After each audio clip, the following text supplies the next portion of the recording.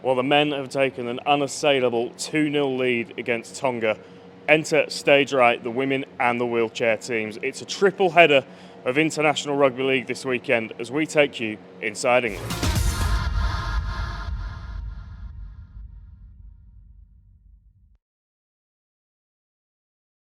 So this is the battleground for that third and final test between the England men's team and Tonga. A lot was said in those post-match interviews after the second test in Huddersfield. There's a real rivalry brewing up between these two teams. Let's hear from a man very much looking forward to getting stuck into them one last time, England coach Shaun Wane.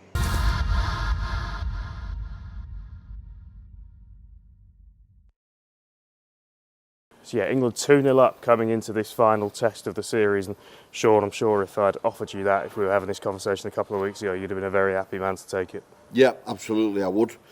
Because their threat, they're a really big physical team and very athletic, and hard for my players to handle, and to get 2 wins against such a good opposition is very satisfying for me. Is that the most pleasing thing, perhaps, the way that your forward pack has fronted up to this? Because by no means is it a small pack, but all the talk beforehand was about the size of Tonga, and that's not really looked like too much of a factor. No, we've been good. We've been really, really good. I've been so impressed with what we've done and how we've gone about our business, and we have like a real never to say die spirit within the squad, and they showed that. But you look at the teams warming up, and it's you can't miss the difference in weight and size and how tall they are. So I think the players deserve all the credit in how they've stood up to that and looked after the detail and trusted the coaches and got 2 wins. When that team was announced a few weeks ago, it looked like a real balance between youth and experience. Have you seen that balance kind of play out in practice? The older players put their hands up into leadership, and those younger players just bring all that enthusiasm and energy? Yeah, it has, and it's been really, really positive. And obviously we're disrupted with losing Morgan Knowles, and Victor Radley could be out this week, and George was suspended. So even from the original squad of 24, we've been under a fair bit of pressure. But I think you look at Harry and Mikey, who stood up to their back rows and delivered. I've been really, really impressed, and I think that blend of seniority and young kids coming through is going to bear well for the World Cup in the future. You were pretty open on Saturday about what had motivated you throughout the week and some of the comments that had been made, using those to kind of spur your players on. I get the impression you've quite enjoyed being in the middle of what's been quite a tasty bit of rivalry in this series. Yeah, I like it. I'll stick up for my players, no question about that. And what I said, I meant, and I stand by. And we move on now. Another game on Saturday.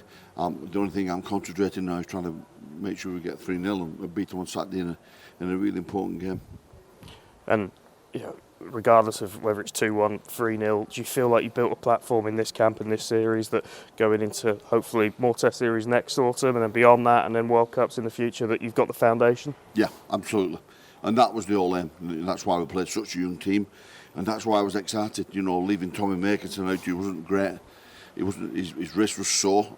I had no hesitation in throwing Matty in because I want to commit to Matty. I don't want them to feel as though they're not welcome. And so I went with Matty at early stages, and it paid off. He played really well in the game. So yeah, I'm happy. I think he's going to prepare us really well for future tournaments. How pleased are you? We wanted to talk to you about this throughout the series. How pleased are you with the team that you've put together off the field? If you look at the likes of Adi Gardner, Andy Last, Lee Breers obviously has come in. You've got such a range of kind of experience and levels of expertise in there. Yeah, and I'm really happy. The kitman, Andy Kelly, and Lee's done a fantastic job. I'm really, really happy with our physios and doctors. It's been a real good spirit, and the players do recognise that. They know it's not just them playing, it's the team behind the team, and we have got a fantastic group of staff, and we're going to be really strong moving forward. So Saturday then you're going to come up against a Tonga team with steam coming out of their ears going into this 2-0 down. They'll be desperate to go home with something. How do you go about kind of stopping what will be, I imagine, quite a wave of intensity and aggression from them early on? They'll get the same. They'll get the wave of intensity, and my players will have steam coming out of their ear because we're desperate, to get this win. We're going to look at it as though we're the team what's behind, and I think we do that from an English mentality, underdog. We've always been underdog, and it works for us. So, and that's the way it'll be this weekend. You mentioned some of the changes you're going to have to make, potentially Victor Radley, George Williams will come back into the side. Have you seen enough to kind of be confident that those changes won't kind of rock the boat too much? Yeah, definitely. The way we've trained, the attitude of the lads that'll come in and they'll clock on for work on Saturday, then they've delivered 2 victories. They know what the blueprint is to beat this team. We just need to do it again on Saturday. What will it mean to you, not just to win this series 3-0, but to send England fans away from this series excited about what's coming for the national team? Well, this is a fantastic ground. It's sold out on Saturday. I want them to see the best of us. I want them to go home proud, and I want them to come back next year and support us in 3 tests against Samoa, and get behind the national team, which I know we're all very proud Englishmen and Englishwomen. So that's the important thing. They go home and they're very proud of our efforts. Yeah, you mentioned English women. They're, of course, in action before you as well. The wheelchair team on Sunday. Something really unique, isn't it? Quite exciting to be part of a triple header like that. Yeah, fantastic for the game, and to show how we support. No matter what, whether you're a woman or you in a wheelchair, don't matter. You can play our great game, and that's what Rugby League does really well. Well, Shaun, it's been an absolute pleasure talking to you the last few weeks. Best of luck at the weekend. Thank you very much. Thank you. One of the things that's going to make Saturday so special here in Leeds is the fact that, of course, it is a double header. The England women's team in action against Wales before the men. Now, it's been the best Betfred Women's Super League season ever. We've not seen too much of the national side since, but let's hear from their captain, Jodie Cunningham.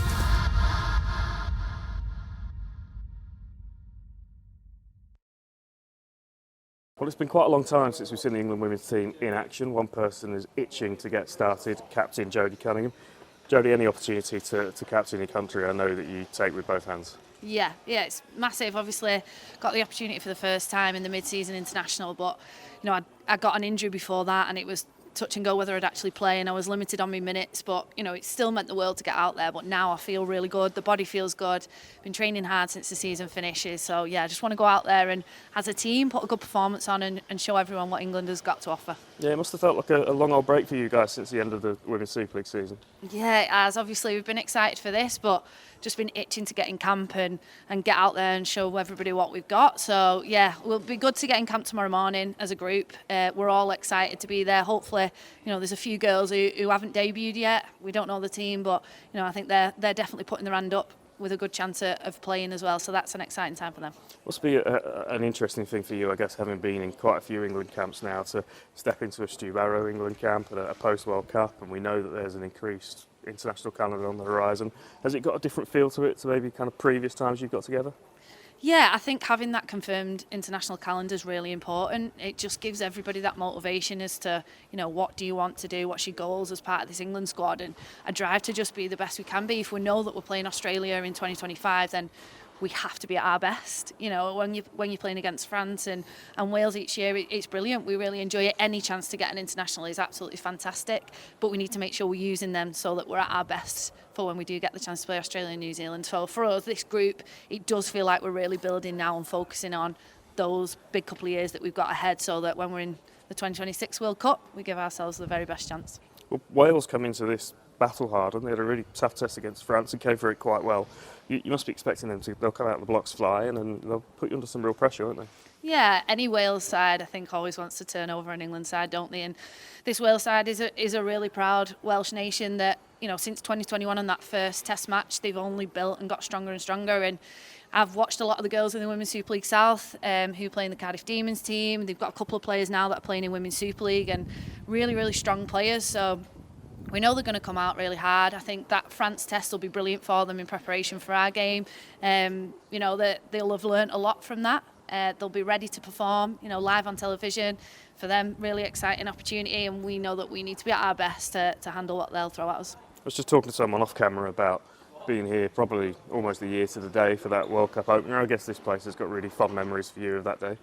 Yeah, it does. It was such a magical moment, I think, for many of the girls, especially some of the more senior girls that have seen the transition of where the international game was for the women to where it was in that World Cup was just incredible. Like the crowds here, it was absolutely epic. So yeah, I think it's nice that we're back here at Headingley, got some good fond memories here, and hopefully make some more at the weekend.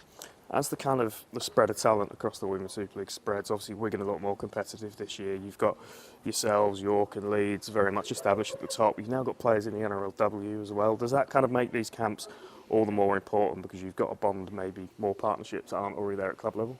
Yeah, time together really, really important for us because, you know, similar to the men, they don't get a lot of time together as a group. They've got lots of different teams that come together to form that England side. We've got more and more now. Really good that we've got Roachy back, having her in the squad, and just her ability to just move us all around the field, I think it is really important to our team. So it's really nice that we've got her in camp now to add some value there. But yeah, I think for us, the more players, the more teams we've got, the more different learning ideas and thoughts that we have to bring to the group to make us stronger as an England side. But definitely the time together is important to make sure we all gel together, understand each other's strengths and can play off each other the best we can. Have you changed the way that you go about things now that you've got that captaincy? I've tried not to. You know, I think people often tell you to keep doing what you're doing because there's a reason why you've been picked. And look, there's so many senior girls in that squad, so many leaders that I don't really have to do anything anyway because the girls do it themselves. So yeah, it's obviously a massive honour for me, like dream come true to captain your country. But yeah, I just focus on doing what I do well, and I know all the girls do absolutely the same. Nobody needs motivating to perform for your country, so yeah, they do all the hard work themselves. And does, you know, playing in front of this place, hopefully packed out, kind of feel like the natural end to a season that's seen the women's game go to Wembley, that incredible grand final in York? Does it kind of feel like this can be a real perfect send-off for 2023? Yeah, rounds off the year perfectly, doesn't it? Especially off the back of a World Cup year last year. Making sure that we've got internationals for everyone to get behind is important because I think we proved that there is an appetite for the international game and for the women's game, particularly the wheelchair game as well. Everyone's really excited. You know, a good chunk of our girls are going to stay and go to the wheelchair game the next day because we know that's going to be an outstanding game as well. So, yeah, I think having this game here, having it as basically a triple header weekend is really exciting because for me International Rugby League is an untapped gem that we probably don't take advantage of as much as we should in this country, and hopefully all the England teams can get a win, do the country proud and get us excited for, you know, the off season and then building into next year. Well, best of luck on Saturday, enjoy it. Cheers, thanks. Well, where were you on the 18th of November last year? Anyone that was at Manchester Central will not forget that night in a hurry. England Wheelchair Rugby League crowned world champions in an absolute classic against the old enemy France. And the two sides lock horns again just down the road at the First Direct Arena on Sunday. Let's catch up with their head coach, Tom Coyd.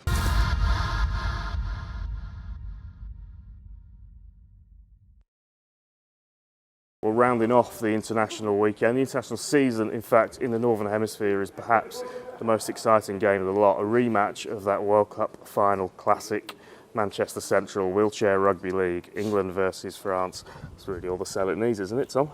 Yeah, well, you couldn't have said it better myself. I think the best two teams that have ever played Wheelchair Rugby League coming up against each other yet again. We can't wait. Must be so exciting, just from a coaching perspective, to have games like that on the horizon. Yeah, it's literally what you live for as a coach, and it's another chance to test myself and test the things that I've been trying to get the squad to do. It's been an amazing last year since we did what we did last year, and it's a chance for everyone to see how we've been getting on, so we'll hopefully do ourselves justice. And the World Cup was incredible last year. It felt like the nation fell in love with Wheelchair Rugby League. It became the worst kept secret all of a sudden. But to be playing a one-off game at somewhere like the First Direct Arena in Leeds feels like a real kind of step forward in terms of the profile of the sport, I guess. Yeah, I mean, it's just been step forward after step forward, and like you say, we'll be joining the ranks of some of the world's most impressive people. The people that have performed at the First Direct Arena will go down in history as the most influential people on planet Earth. So to have shared a space with them, shared a stage with them, I think it's an amazing once-in-a-lifetime opportunity for our players. Interesting watching the BBC documentary a couple of weeks ago from that World Cup, some of the kind of French attitudes about how wheelchair rugby league is played in this country. Have some of those quotes been kind of up in the dressing room walls and being used to motivate your players again? No, not at all. That's not really my style. We're very much focused on ourselves and controlling the controllables, if you want a coaching cliche. But it's I think if you start looking at what other people are doing, then that's a waste of energy. I fully respect everything that France do, and I've got a serious love for them as an opponent because we wouldn't be as good as we are without them. So I'm looking forward to that rivalry, that clash, that that head-to-head of philosophies, if you like, and we'll see who comes out on top. You kept the kind of nucleus of that World Cup squad together, but it must be a real privilege and an exciting thing for you to be able to reward players who have had stellar seasons in the Betfred Wheelchair Super League with England call-ups for the first time, or kind of back into the fold. Yeah, best Betfred Super League season of all time, best Wheelchair Rugby League season of all time. The performances that the players have put together, culminating with that Wigan Leeds grand final a few weeks ago, was just blown me away. Like, I'm so impressed, and they all hit the ground running coming into March. They didn't just party all off season, they came in pretty much ready to go, and it made it really, really tough to pick a team for Sunday. But we've got 8 players who are in hot form. We've got loads of tactical options, and I feel really confident with the group that we've got. Does the kind of profile and accessibility of watching Wheelchair Rugby League now almost make the job of being England head coach a little bit trickier, because there's no secrets? Everyone will know what you're about, everyone will know what your players are about because they can watch it regularly. Yeah, maybe. I try not to think about it like that, but I'm just enjoying it, really. I'm finding my feet with every new platform that we get to, and we're all doing that, really, and that's the fun of it. So we're trying to stay in the moment with the journey, and juggling lots of balls alongside, because we're all doing this in our free time alongside work still. As professional as we try and behave, we're still very much an amateur group, but we're striving towards that professionalism. And more attention, more scrutiny, we welcome it because it's a sign that we're going to the right place. Just want to single out one of that group, the first ever Wheels of Steel winner, Lewis King, crowned in Manchester a few weeks ago.